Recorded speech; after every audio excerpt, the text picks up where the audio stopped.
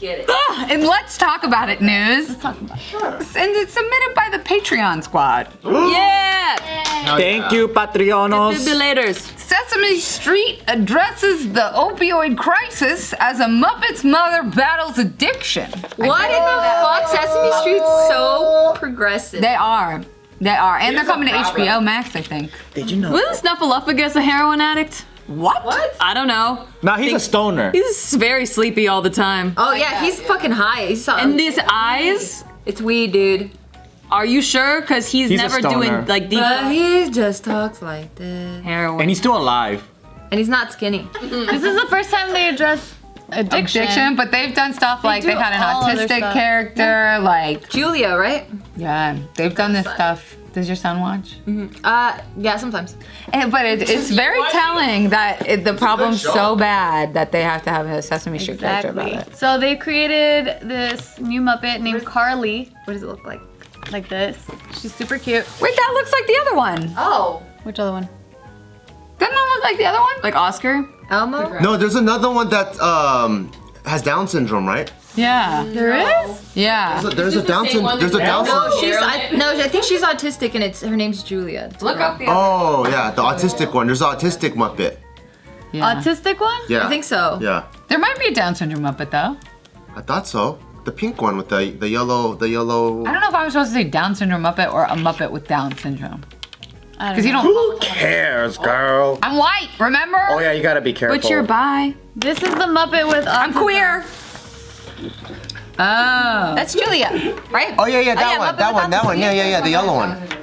Does I almost called Taika Kermit, but does he watch? You can call him Kermit? How cute. That'll be funny. He's more of an Ernie. That's true. He is more of an Ernie. Does he watch Sesame Street? Not too much. He's really into Mickey Mouse right now. Oh yeah. But we played it a lot like during his first year, and he would like watch it for like 3 seconds and go do something. I like, didn't "I don't like. like it." I didn't like when other kids were on the show because I would get jealous. Same. Wow. Same. I'm like, what do I gotta do? Yeah, exactly. I'm like, how come they're special? Yep. Like they got picked. And they didn't look special. I'm like, I probably look way more TV friendly than this kid. So Carly was first introduced as a foster care child, like living. A foster kid. Thank you. A foster kid. And so initially it was just seen as like, oh, Carly's mom has to be away, so now she has to live in this home with for now parents. And that's how she was initially introduced. But then now Carly's mom is back and they're talking about how Carly's mom needs to go to daily meetings and meet with other parents who have the same kind of grown-up problems.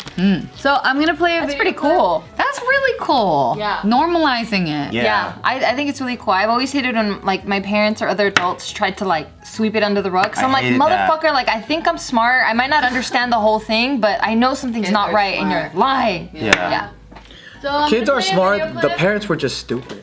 I'm gonna play a video clip, and so this girl here, her parents struggled with addiction, and now they've been clean for 8 years, and so like she's Carly's friend in the show. Is she acting, or did she really have a mom that was addicted to You will stuff? see her mother. Here we go.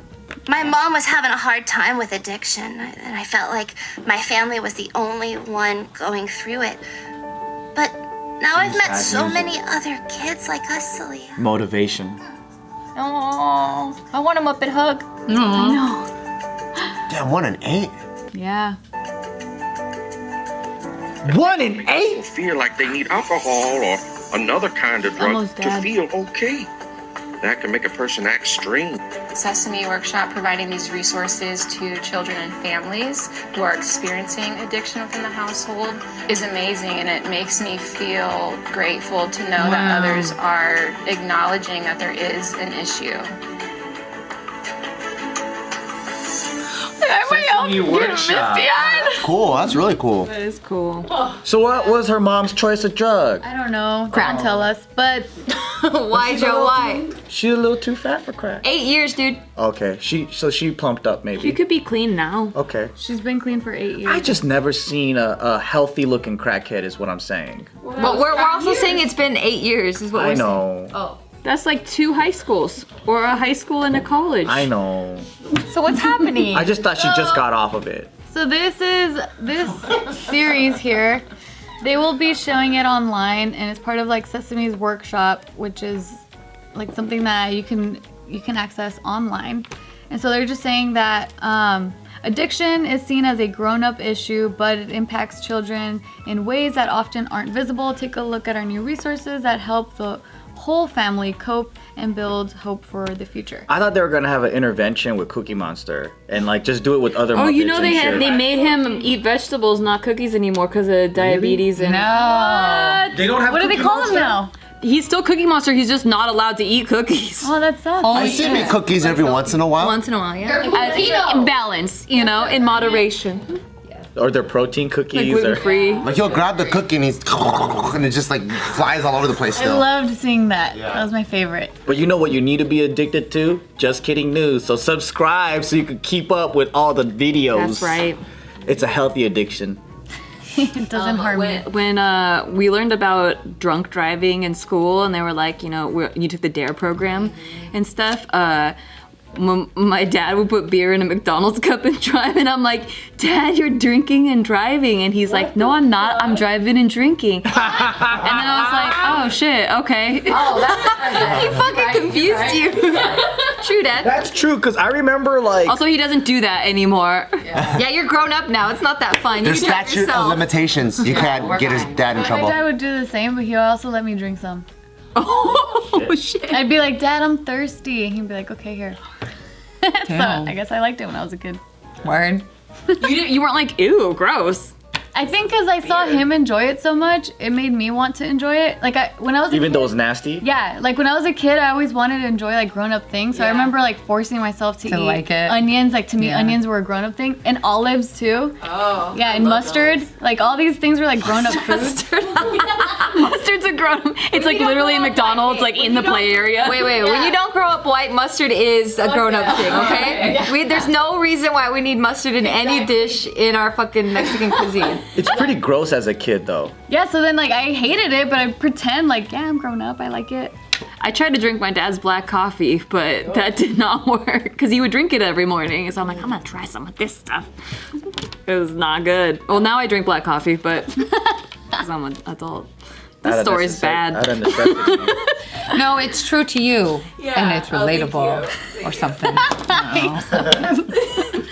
This is cool though, because you know what? I feel like that they're very right in saying that it's a very grown-up issue that they try and hide from kids. And the more kids can embrace it and learn to talk about it, the better chance they have at not being fucked up from it. Yeah. And then not only that, but then they're also saying like, you know, if a parent out there is struggling with addiction and they actually sit down and watch Sesame Street at least for a split second, and they get to see something like this, and maybe it might get to them like, oh shit, I need to get clean for my kids. Like they see this, they're exposed to it too. Yeah. So they watch it and they're like, I'm so stressed out, I gotta go smoke some fucking crack now.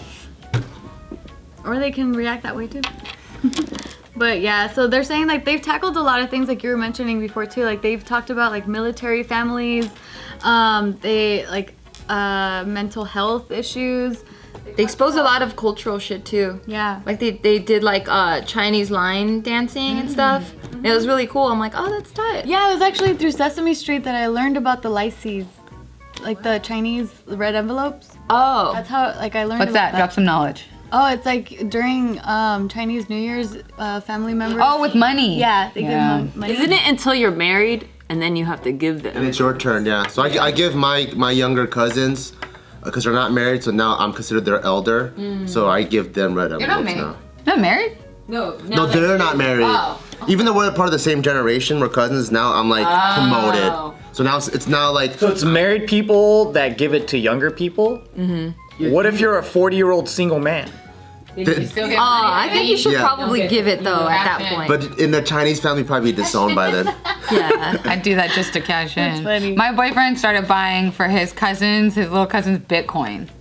Because they were like, why do we fucking need Bitcoin? He's like, exactly. Keep it in your fucking email and don't look at it for 20 years. And by the time you're in college, you're going to be thanking me and kissing my toes, bitch. He doesn't talk to them like that. But like, I thought that was an interesting idea. That's true, 20 years? Yeah. Fuck. But like, how pissed would you be if you were a little kid and someone hands you like a certificate and you're like, what the fuck am I supposed to do with this? I want a bubble gum. Yeah. It's like our savings bonds, like back in the day. Like you used to give it when the kids are born, and then like when they're 18 they can cash it or whatever, and it's worth more. I've heard of them. Oh, I used to see mine and I knew it was mine. Like I knew it belonged to me, but my mom's like, you can't cash it till you're 18, and I would get so mad because I'm like, it's mine though. It felt special. Yeah, I didn't get any of that shit.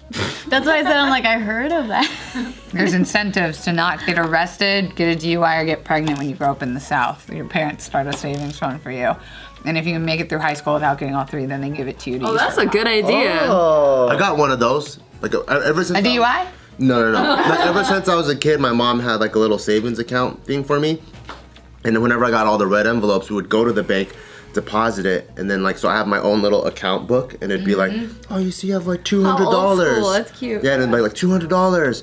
And as I got older, like when I was like, I don't know, like 12, it was like $3,800. Wow. None of the money was mine, but just, she would like, whenever I was gonna spend money, she would always let me know, like, do you wanna spend it?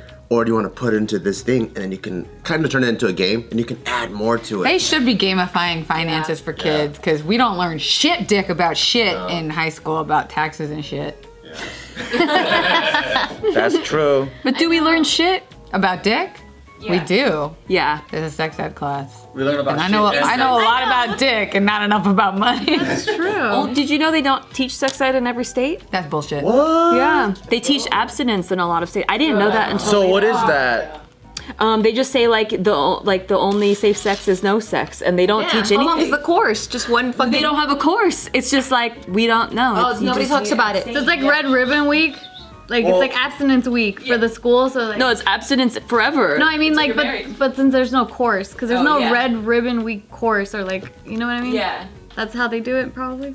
I don't know. I didn't live there, but yeah, I would it. think maybe it's just the mindset of like The sooner you start fucking, the sooner you learn. if they don't know about it, then they won't do it.